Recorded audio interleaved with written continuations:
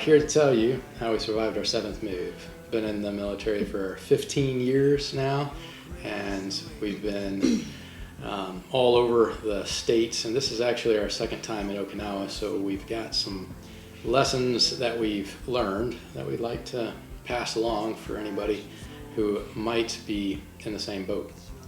And well, I think we primarily have three things. I mean, we came up with a list of 7, but we wanted to share the top 3 that probably would help you out the most. Yes, Yeah. and we do want to share that we have sort of cheated. While we have moved 7 times, we've moved to the same places twice.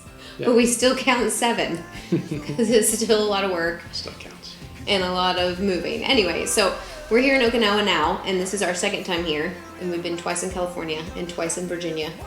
And once in Florida and once in Texas. So our first tip is going to be, particularly in an overseas move, to start early.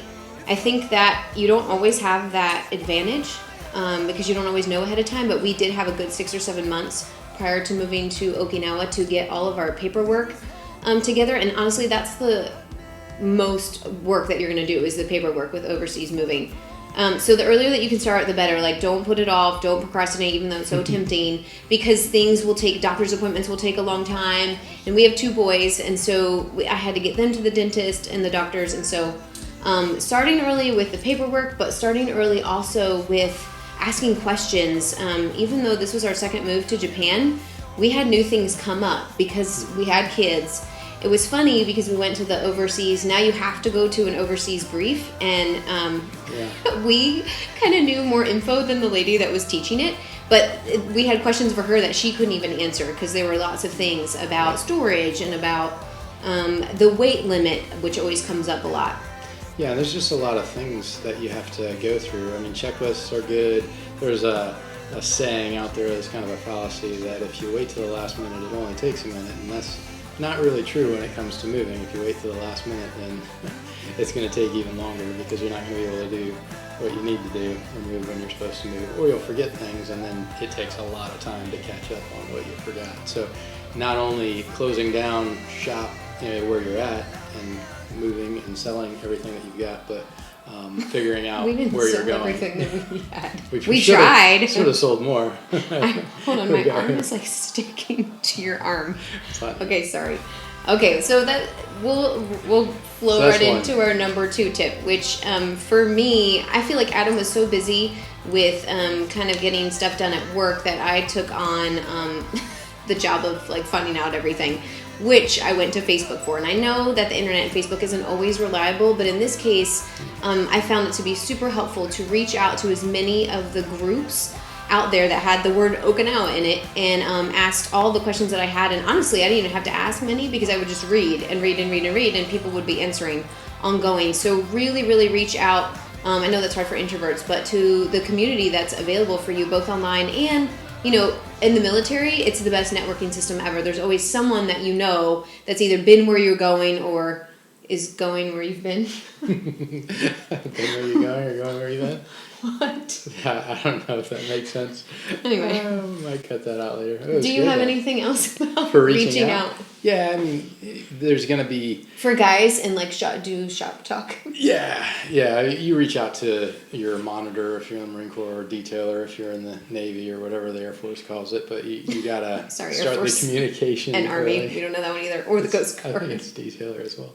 So, yeah, you got to reach out early. You got to get the communication going and try to come up with a rhythm for that, or kind of a routine, a sequence once a week, once a month. And if it's been a long time since you've touched base with somebody, then it's time to talk.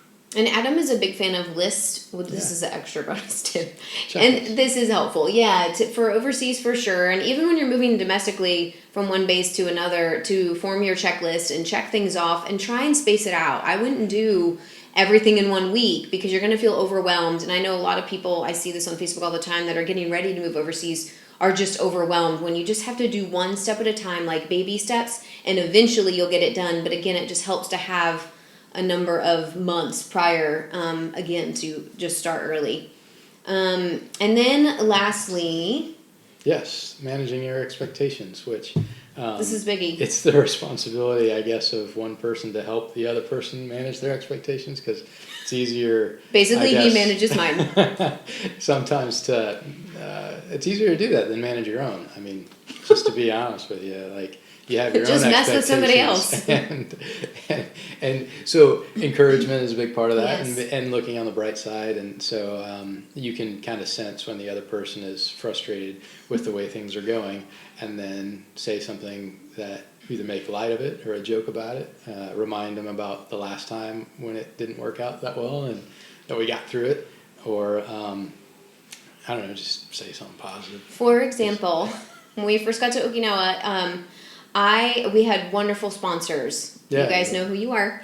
And we just love them, and they were so helpful. So pray that you get great sponsors, because it made a huge difference. And I mean, ours set up a PO box for us, and took us around and did all that. But what was so beautiful for me was she was helping me manage my expectations in terms of housing. So I already kind of knew coming into this that there wasn't going to be an opportunity to live on base, which is what I preferred, because I have 2 boys that love to just run free.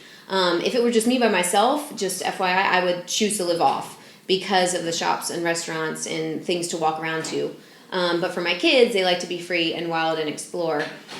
So in short, I had to shift gears in my mind, and I knew that before coming, and that was really helpful. However, then when we got here, even off base was really hard to find. So just like a heads up, Okinawa is in like a tough squeeze with housing, and they're doing lots of renovations. So all the people are being displaced to live on base off, and that's making off base options very slim. So it was a challenging time. We spent a month and a half in the hotel. But you know what I did, and this is the best advice I can tell you, is that I just got to the place where I just found within me deep a little switch to just turn off for expectations, because once I flipped the switch and was like, just whatever, whatever comes, whatever, then it was okay, and I wasn't stressing out. And at the end of the day, it's just a home. You're going to make it a beautiful thing. Your kids will get adjusted. It just takes a lot of patience and endurance and encouragement to each other, because you'll ebb and flow. And mostly I'm the one that's like a crazy person, and he's like solid and cool and calm. I got upset too. I had my hopes that we would find a place and move in like within the first 10 days or within the end of the week. We were so wrong. I was like, yeah, we're going to get in a house by Friday. I was being positive, but I think some people say hope for the best and prepare for the worst, or expect the worst.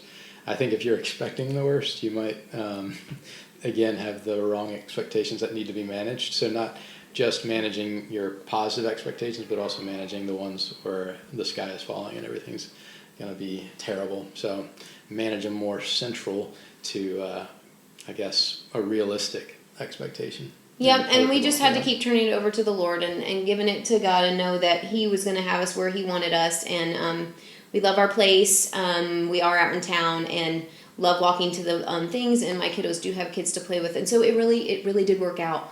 And it's been great. So if you guys do have any, just to wrap this up, further questions like Okinawa specific, just shoot them off like in the comment box, and we can answer them, or we can send you a message. But we just wanted to kind of give an overview, because we have moved so much. It's just for some tips that we hope are helpful, and we just want to help military families stay married. Yeah, that's like one of the number one goals. Yeah, really and ROI. truly. This is why we're doing the video. Keep couples together. Yeah, to just we know it is challenging. The military life is tough, and it takes a tribe and a community and a village to kind of give you the support you need. But just know that it's there, and a part of it is you reaching out to people. So there you go. Top 3. We'll be back for more sometime soon.